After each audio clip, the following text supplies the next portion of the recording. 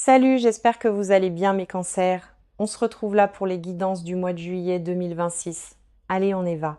J'ai besoin que tu t'arrêtes juste une seconde. Arrête tout ce qui se passe d'autre dans ton esprit en ce moment. La liste des choses que tu dois faire, l'inquiétude qui tourne en arrière-plan toute la journée, la chose pour laquelle tu n'arrêtes pas de vérifier ton téléphone, pose tout cela pour l'instant parce que ce que je m'apprête à partager avec toi mérite toute ton attention. Non pas parce que je vais dire quelque chose que personne n'a jamais dit auparavant, mais parce que la combinaison précise de ce que je m'apprête à dire et du moment précis de ta vie où tu l'entends va créer quelque chose de réel, quelque chose qui bouge en toi, puis qui bouge dans ta vie d'une manière qui va te surprendre. Et je n'utilise pas le mot miracle à la légère, je l'entends dans le sens le plus concret, le plus pratique, celui du cela arrive vraiment à de vraies personnes. Un miracle n'est pas quelque chose qui défie la réalité. C'est quelque chose qui dépasse tes attentes actuelles de la réalité de manière si significative que le seul mot qui convient est miracle. Et ta réalité est sur le point de dépasser tes attentes exactement de cette façon. Maintenant, laisse-moi te poser une question honnêtement. Quand as-tu cessé d'attendre de bonnes choses? Non pas quand as-tu cessé de les espérer. Tu espères encore, sinon tu ne serais pas là. Mais quand est-ce que l'espoir est devenu quelque chose que tu fais discrètement, en privé, avec une sorte de rapport gêné à celui-ci? Comme si tu savais que tu étais censé y avoir renoncé depuis longtemps, mais que tu n'arrives simplement pas tout à fait à le faire complètement. Pour certains d'entre vous, ce basculement est survenu après une perte précise, une relation qui s'est mal terminée, un effondrement financier dont la remise s'est révélée plus longue que ne l'a compris quiconque autour de toi, une trahison de la part de quelqu'un à qui tu avais confié quelque chose d'important. Pour certains d'entre vous, cela a été plus progressif, une lente accumulation de presque, de pas tout à fait et de proches, mais pas assez proches, qui a fini par recalibrer ta base d'attente vers le bas sans que tu prennes la moindre décision consciente de laisser cela arriver. C'est arrivé, tout simplement. De la manière dont l'érosion se produit lentement, invisiblement, jusqu'à ce que tu regardes le paysage et que tu réalises qu'il a l'air complètement différent de ce qu'il était, sans que tu puisses désigner un seul moment où le changement s'est produit, quelle que soit la version, qui est la tienne, la rupture nette et précise ou la lente érosion, je veux que tu saches quelque chose d'important. Ce recalibrage était une réponse de survie. C'était ton système qui essayait de te protéger et il t'a bien protégé, mais il a aussi créé un plafond sur ce que tu t'autorises à recevoir. Et c'est ce plafond que nous démantelons aujourd'hui, ici, maintenant, dans cette conversation.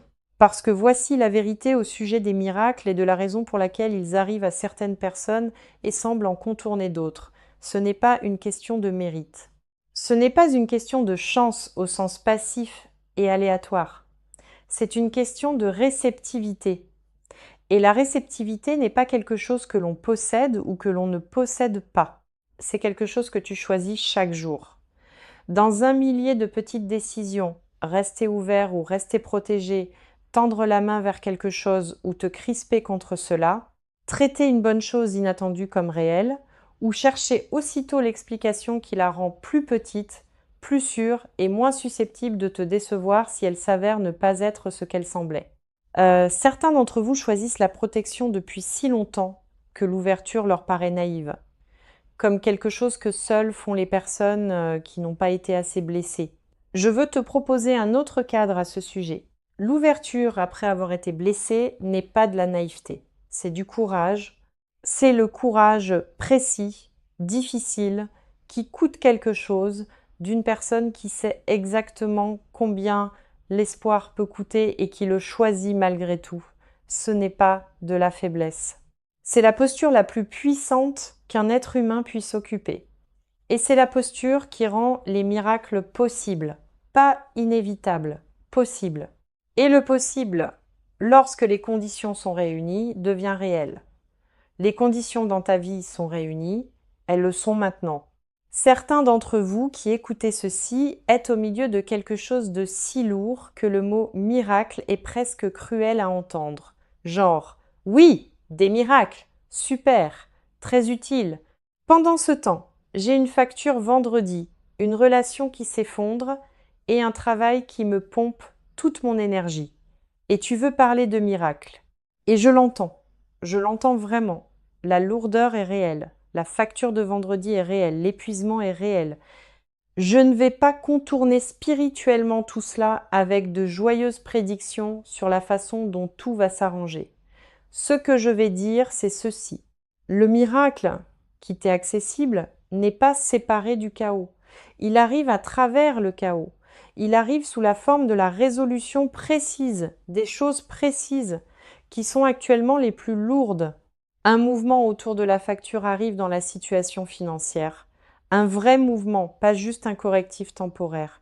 La clarté relationnelle arrive, d'une manière ou d'une autre, et la clarté, même lorsqu'elle est inconfortable, vaut toujours mieux que l'agonie prolongée d'une ambiguïté non résolue. Le travail, une porte s'ouvre qui est plus alignée avec ce que tu apportes réellement et avec ce que tu mérites réellement. Le miracle n'arrive pas malgré l'endroit où tu te trouves. Il arrive à cause de là où tu as été, de qui cela a fait de toi et de ce que tu es enfin vraiment prêt à recevoir. Voici ce que je veux que tu emportes avec toi pour la suite. Quoi qu'il t'ait amené ici aujourd'hui, quelle que soit la combinaison de circonstances, d'émotions, de désespoir silencieux ou d'espoir têtu qui t'a fait lancer cette vidéo précise en ce moment précis. Cette combinaison n'était pas aléatoire. Certains d'entre vous ont trouvé ceci parce que vous cherchiez quelque chose que vous ne pouviez pas nommer. Pour certains d'entre vous, ceci est apparu dans un fil d'actualité et quelque chose vous a fait arrêter de faire défiler. Certains d'entre vous ont reçu ceci de la part de quelqu'un qui a pensé spécifiquement à vous en le regardant. Peu importe la façon dont c'est arrivé. Le fait de son arrivée est le premier miracle. Le premier signal que ce qui vient est déjà en mouvement parce que c'est ainsi que cela fonctionne. Le déplacement intérieur, le renversement de la marée commence toujours par de petites choses inexplicables qui s'alignent avant que les grandes choses indéniables n'arrivent. Tu es en ce moment dans la phase du petit inexplicable qui s'aligne. Les grandes choses indéniables sont juste derrière. Maintenant, chère âme, je vais être précis. Ce dont tu as besoin en ce moment, c'est de quelqu'un qui décrive vraiment en termes concrets ce qui se dirige vers toi, afin que, lorsque cela arrivera, tu le reconnaisses immédiatement au lieu de le remettre en doute jusqu'à le réduire à quelque chose de plus petit qu'il ne l'est. Alors laisse-moi faire cela, laisse-moi décrire les miracles. Et oui, je vais continuer à utiliser ce mot parce que je pense que les situations que je m'apprête à décrire le méritent, elles qui spécifiquement, réellement, en temps réel, entrent dans ta vie. Le miracle financier d'abord, parce que pour beaucoup d'entre vous, c'est le domaine le plus urgent et le plus douloureux. Et tourner autour au profit de quelque chose qui sonne plus spirituel serait vous rendre un mauvais service. Il y a un mouvement en train de se produire là maintenant dans la dimension financière de ta vie que tu ne peux pas encore voir pleinement parce qu'il se produit dans des conversations, des décisions et des circonstances qui existent en dehors de ton champ de vision direct. Quelqu'un pense à toi dans un contexte professionnel. Une décision est en train d'être prise avec ton nom rattaché à elle. Une opportunité est en train d'être formulée qui va t'être apportée plutôt que d'exiger que tu ailles la chercher. Et parallèlement à ce mouvement extérieur, il y a un déplacement intérieur qui se produit dans ta relation avec ta propre valeur financière. Une clarté grandissante sur ce que tu apportes réellement et sur ce que cela vaut réellement. Cela va bientôt s'exprimer dans une conversation où tu demanderas ce que tu mérites plutôt que ce que tu penses qu'on te donnera. Cette conversation va mieux se passer que tu ne t'y attends.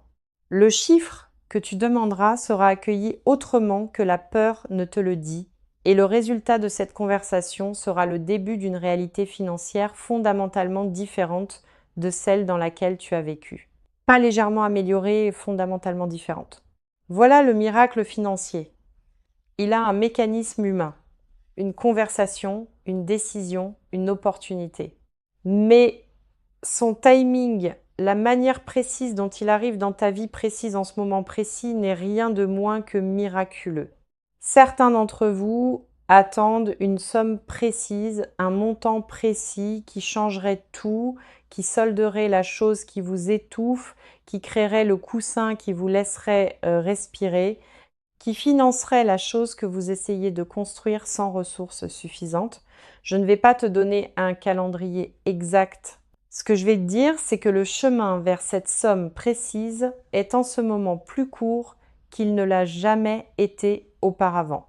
La distance entre l'endroit où tu es et celui où tu as besoin d'être financièrement s'est réduite grâce à un travail que tu accomplis et qui n'a pas encore produit de résultats visibles.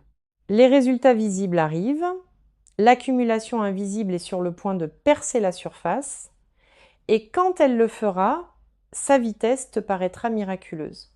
Même si c'est le résultat parfaitement logique de tout ce que tu as fait, reste en mouvement, continue de construire. Le miracle financier n'arrive pas à une personne assise sans bouger. Il arrive à toi en mouvement, continue d'avancer. Le miracle relationnel. Et je veux aborder celui-ci avec soin, parce que les miracles relationnels sont compliqués d'une manière que ne le sont pas les miracles financiers. Ils impliquent d'autres personnes avec leur propre timing, leur propre peur et leur propre cheminement intérieur vers ce même endroit que tu essayes d'atteindre. Le miracle relationnel qui vient pour toi est l'une de deux choses, et tu sais probablement déjà laquelle s'applique à ta situation. Soit c'est l'arrivée d'une personne, quelqu'un qui n'existe pas encore dans ta vie ordinaire ou qui en existe à la périphérie et qui va entrer dans ton monde en cette saison et te faire comprendre de manière totalement expérientielle ce que cela fait d'être aimé sans avoir à le mériter, sans avoir à te donner en spectacle, sans avoir à gérer les émotions de quelqu'un d'autre aux dépens des tiennes. Quelqu'un qui te choisit spécifiquement et qui démontre ce choix de manière constante sans que tu aies à le demander. Cette personne arrive à travers une circonstance ordinaire qui ne s'annonce pas comme l'entrée de la relation la plus importante de ta vie. Cela ne s'annonce jamais de cette façon. Cela arrive simplement et ensuite tu réalises ce qui s'est passé. Soit le miracle relationnel est un déplacement dans quelque chose déjà présent, une conversation qui se prépare depuis longtemps et qui a enfin lieu, quelque chose de non résolu entre toi et une personne précise qui trouve enfin sa résolution, pas nécessairement de la façon dont tu l'espérais, mais d'une façon qui te donne de la clarté. Et la clarté est toujours un miracle lorsqu'on a vécu dans l'ambiguïté. Certains d'entre vous attendaient qu'une personne précise dise une chose précise. L'attente a été épuisante. Ne pas savoir a été sa propre forme de douleur. Ce qui arrive, c'est la fin du ne pas savoir, une réponse. Et cette réponse, même si elle t'oblige à traverser quelque chose de difficile en même temps que le soulagement de l'avoir enfin, va te libérer d'une façon dont l'attente n'a jamais été capable. La liberté de sortir de l'incertitude est un miracle. Ne la sous-estime pas quand elle arrive. Pour certains d'entre vous, le miracle relationnel concerne une dynamique familiale. Quelque chose qui est brisé, tendu ou lourd dans ta famille depuis longtemps trouve un chemin vers la guérison. Pas nécessairement une réconciliation dramatique de film, plutôt un adoucissement, un moment où quelqu'un dit quelque chose qu'il aurait dû dire il y a longtemps, ou bien où tu dis enfin quelque chose que tu portes depuis trop longtemps, et le fait de le dire change l'atmosphère entre vous d'une manière qui te fait réaliser que le poids que vous portiez tous les deux n'était jamais nécessaire, qu'il aurait pu être posé plus tôt si l'un de vous avait été assez courageux. Le courage arrive. Quelqu'un dans ta famille devient prêt pour une conversation à laquelle il n'était pas prêt auparavant. Et cette conversation va enclencher un processus de guérison qui va ajouter à ton quotidien un type particulier de paix qui te manquait depuis plus longtemps qu'il n'aurait dû. Le miracle professionnel. Et je veux aborder celui-ci spécifiquement pour les gens qui se sentent professionnellement invisibles, qui accomplissent un travail réellement bon dans un contexte qui ne l'a pas pleinement vu, ne l'a pas rémunéré de manière appropriée, ne lui a pas donné l'espace pour devenir ce dont il est capable, l'invisibilité prend fin. Non pas parce que tu te mets soudain à mieux performer, tu performes déjà à un niveau que le contexte actuel ne peut pas contenir. Mais parce que les bons yeux sont sur le point de se poser sur ce que tu as fait, parce qu'une personne ayant la capacité précise d'ouvrir une porte précise est sur le point de prendre conscience de ton travail et d'y répondre d'une manière qui crée une opportunité qui n'existait pas pour toi. Hier. Voilà le miracle professionnel. Pas un bouleversement dramatique qui se produit du jour au lendemain, mais une seule connexion ou une seule reconnaissance qui crée une cascade d'opportunités, chacune s'ouvrant à cause de la précédente, jusqu'à ce que la trajectoire de ta vie professionnelle soit si clairement élevée que l'ancienne trajectoire ait l'air d'avoir appartenu à quelqu'un d'autre et d'une certaine manière, c'était le cas. La version professionnellement invisible de toi est quelqu'un d'autre. La version qui émerge est celle qui attendait exactement ce moment pour devenir pleinement visible. Pour ceux d'entre vous qui construisent quelque chose de manière indépendante, une entreprise, une pratique créative, une plateforme, un service, le miracle qui vient, et le point de bascule, le moment où ta chose passe de prometteuse à indéniable, où l'élan que tu bâtis soigneusement atteint un seuil qui commence à s'entretenir de lui-même, plutôt que d'exiger un effort manuel constant de ta part, où les résultats commencent à arriver plus vite qu'auparavant et où la nature cumulative de tout ce que tu as construit devient visible, non seulement pour toi, mais pour le monde autour de toi. Certains d'entre vous sont plus proches de ce point de bascule qu'ils ne le réalisent. Un seul moment viral, un seul témoignage puissant, une seule personne dotée d'une large audience qui découvre ce que tu fais et le partage, n'importe laquelle de ces choses pourrait être le catalyseur. Et les catalyseurs ne s'annoncent pas. Ils arrivent simplement au milieu d'un mardi et changent la pente de la trajectoire de manière permanente. Le miracle de santé, et je l'inclus parce que pour certains d'entre vous, c'est le domaine le plus personnel et le plus urgent. La clarté arrive autour d'une situation de santé qui génère de l'anxiété. Une nouvelle meilleure que ce que la peur prédisait, un chemin qui s'ouvre sur quelque chose que tu essayes de régler et qui semblait bloqué. Ton corps est remarquable dans sa capacité à changer lorsque les conditions changent, lorsque le stress qui a supprimé son fonctionnement naturel commence à se lever, lorsque le bon soutien arrive. Lorsque la bonne information te parvient au bon moment, certains d'entre vous vont recevoir en cette saison une nouvelle médicale ou de santé qui vous fera expirer d'une façon dont vous n'aviez pas été capable depuis un moment. L'expiration arrive, laisse-la venir. Ce que je vais dire maintenant est plus important que tout ce que j'ai dit jusqu'ici parce que les miracles qui arrivent sont réels, les déplacements sont réels. Les changements qui se dirigent vers chacun d'entre vous sont réels. Mais qu'ils atteignent ou non leur plein potentiel, qu'ils deviennent ou non les versions pleines, transformatrices et permanentes d'eux-mêmes, plutôt que des arrivées partielles que l'on ramène à quelque chose de plus petit, cela dépend de ce que tu fais une fois qu'ils commencent à se manifester. Alors, je veux parler de la manière de rester dans ce que j'appellerais la fréquence des miracles. Cet état intérieur précis qui non seulement permet aux miracles d'arriver, mais garde le canal ouvert pour d'autres une fois les premiers apparus. La première chose, et je veux la dire aussi directement que possible parce que c'est peut être l'instruction pratique la plus importante de toute cette vidéo, arrête de répéter le pire scénario. Je sais pourquoi tu le fais. Tu répètes le pire scénario parce que le vivre dans ton imagination donne l'impression de réduire le choc s'il se produit vraiment. Comme si prêt, ressentir la mauvaise chose te donnait une longueur d'avance pour la digérer. Mais ce qui se passe réellement lorsque tu répètes le pire scénario, c'est que tu ressens la douleur de quelque chose de mauvais qui arrive sans aucune de la réalité de ce qui arrive effectivement. Tu ressens la perte sans avoir rien perdu. Tu ressens la déception sans avoir été déçu. Tu vis dans un état émotionnel négatif, entièrement généré par ta propre imagination qui travaille contre toi.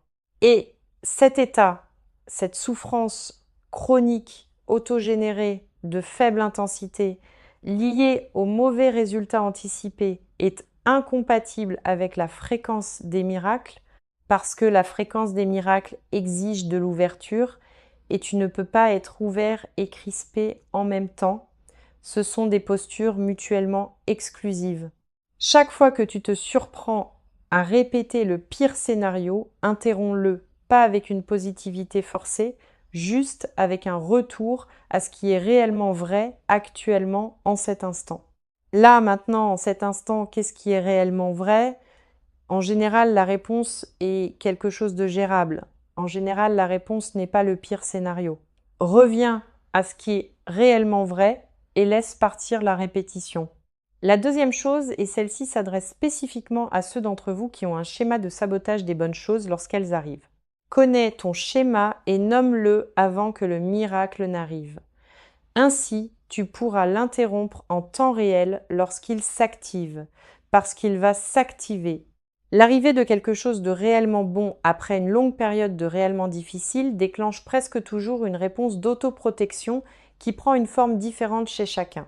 Chez certains d'entre vous, cela ressemble à trouver soudain des raisons pour lesquelles la bonne chose n'est pas tout à fait bien. L'opportunité a un défaut. La personne a un signal d'alarme. L'offre a des conditions qui la rendent moins que ce qu'elle semblait. Chez certains d'entre vous, cela ressemble à partager aussitôt la nouvelle avec la seule personne de ta vie qui introduira le doute. Non pas parce que tu le veux, mais parce qu'une partie de toi se sent plus en sécurité si quelqu'un d'autre a revu tes attentes à la baisse avant que tu ne le fasses toi-même. Chez certains d'entre vous, cela ressemble à passer aussitôt au désir suivant avant d'avoir pleinement reçu ce qui vient d'arriver. Le miracle se pose et au lieu de l'habiter, tu es déjà concentré sur la prochaine chose qui n'est pas encore arrivée. Sache quelle version est la tienne. Nomme-la et lorsque tu la sens s'activer parce que tu la sentiras s'activer, probablement très bientôt interromps-la consciemment. Dis-toi à voix haute si tu en as besoin, c'est mon schéma et c'est pas le moment de le laisser tourner, c'est le moment de recevoir pleinement et ensuite reçois pleinement. La troisième chose concerne la gratitude. Et je veux dire quelque chose au sujet de la gratitude qui va au-delà de sa version standard, parce que je pense que la version standard soit reconnaissant pour ce que tu as, compte tes bénédictions, concentre-toi sur le positif et vrai, mais incomplète. La gratitude dont je parle est plus précise que cela. C'est la gratitude qui est dirigée non seulement vers ce qui est déjà présent, mais vers ce qui est en cours. Le genre qui dit « merci pour ce qui est en chemin » avant même que cela n'arrive. Non pas parce que tu essaies de manifester quoi que ce soit par la force de la pensée positive, mais parce que l'état de reconnaissance authentique pour ce qui est en cours crée une ouverture intérieure précise, qui est neurologiquement, fonctionnellement incompatible avec l'anxiété. Tu ne peux pas être authentiquement reconnaissant et authentiquement anxieux en même temps. Ils occupent le même espace neuronal et l'un déplace toujours l'autre. Alors quand l'anxiété celle de savoir si le miracle est réel, s'il arrive vraiment, si tu te prépares à une nouvelle déception commence à monter, va chercher une gratitude précise et authentique pour ce qui est en cours. Le déplacement financier en cours, le miracle relationnel en cours, l'ouverture professionnelle en cours, la clarté de santé en cours. Remercie ces choses de venir avant qu'elles n'arrivent, non pas comme un rituel magique, mais comme un état d'ouverture authentique, ancré, choisi, et regarde ce que cela fait à l'anxiété. Regarde-la perdre son emprise. Regarde l'espace qui s'ouvre. Cet espace, c'est là que les miracles se posent. La quatrième chose que je veux dire concerne les gens autour de toi durant cette saison. Et je veux le dire clairement parce que je pense que cela compte énormément. Sois sélectif sur les personnes avec qui tu partages tes miracles dans leur premier stade. Non pas parce que tu devrais être secret, ni parce que le doute des autres a un pouvoir littéral sur tes circonstances, mais parce que les premiers stades de tout miracle, de tout déplacement positif significatif, sont fragiles d'une manière particulière. Non pas parce qu'ils ne sont pas réels, mais parce qu'ils n'ont pas encore produit assez de preuves pour être immunisés contre le doute. Et lorsque tu partages quelque chose à son stade précoce et fragile avec une personne qui a son propre rapport non résolu à l'espoir, quelqu'un qui a été assez blessé pour que les bonnes nouvelles des autres activent, et inconsciemment son propre chagrin, le doute de cette personne peut se frayer un chemin dans ton propre état intérieur et ajouter des parasites à un signal qui était clair un instant plus tôt. Il ne s'agit pas de te protéger des mauvaises personnes. La plupart des gens qui pourraient ajouter du doute à ton miracle sont des gens qui t'aiment sincèrement. Ce ne sont simplement pas les bonnes personnes pour les premiers stades. Donne à ton miracle le temps de développer des racines avant de l'exposer aux intempéries. Laisse-le devenir solide dans ta propre expérience d'abord. Les gens qui célébreront pleinement, sans complications, seront toujours là quand ce sera pleinement réel. Partage-le avec eux à ce moment-là. Et la dernière chose, celle que je veux te laisser alors que nous clôturons cette conversation, concerne ce qui se passe le lendemain matin de l'arrivée du miracle. Parce que je pense que le lendemain matin est sous-représenté dans toutes les conversations sur le changement de vie positif. Le miracle arrive, le déplacement se produit, la nouvelle financière arrive, la relation se clarifie, la porte professionnelle s'ouvre, la nouvelle de santé rassure et tu le ressens pleinement, la joie, le soulagement, ce sentiment de c'est réel et j'y suis que tu attendais. Et puis tu vas dormir. Et le lendemain matin, tu te réveilles et pendant quelques secondes, dans cet espace à moitié endormi avant que la conscience n'arrive pleinement, tout semble normal. Et puis tu te souviens et cela te frappe à nouveau. La bonne chose est arrivée. Le miracle est réel. C'est ta vie maintenant. Et cette seconde vague, la vague du lendemain matin, cette confirmation que c'est toujours vrai à la lumière du jour, c'est l'une des expériences les plus discrètement extraordinaires accessibles à un être humain. Le miracle qui se confirme lui-même dans la lumière ordinaire du matin, la bonne nouvelle qui a survécu à la nuit et qui est exactement aussi réelle et aussi bonne dans la froide réalité pratique d'un nouveau jour qu'elle l'était dans la chaleur de l'instant où elle est arrivée, cette confirmation vient pour toi. La vague du lendemain matin est en chemin. Et quand elle te trouvera, quand tu te réveilleras, te souviendras et que ce sera toujours réel, je veux que tu t'autorises pleinement à le ressentir complètement, à ne pas passer aussitôt à ce qui doit arriver ensuite, à ne pas commencer à planifier, gérer et exécuter avant d'avoir habité le miracle ne serait-ce qu'un seul matin entier. Laisse simplement ce matin être ce qu'il est.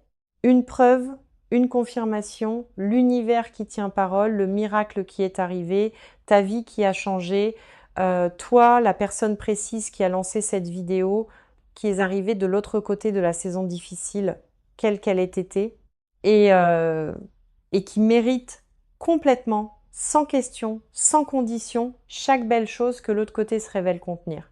Ne sois pas surpris, mais sois quand même émerveillé, parce que tu as tous les droits de l'être.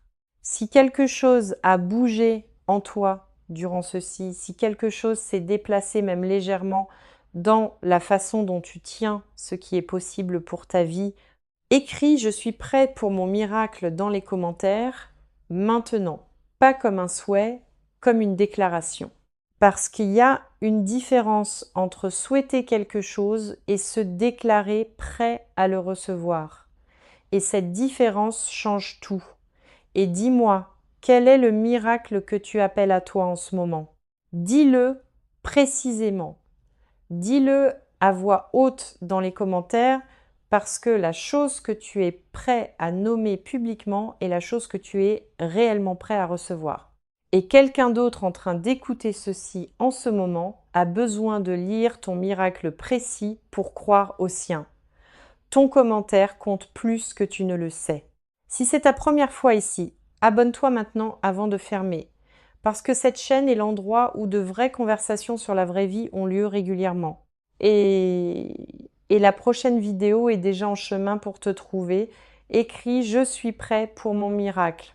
Dis-le comme si tu le pensais vraiment. On se retrouve dans les commentaires.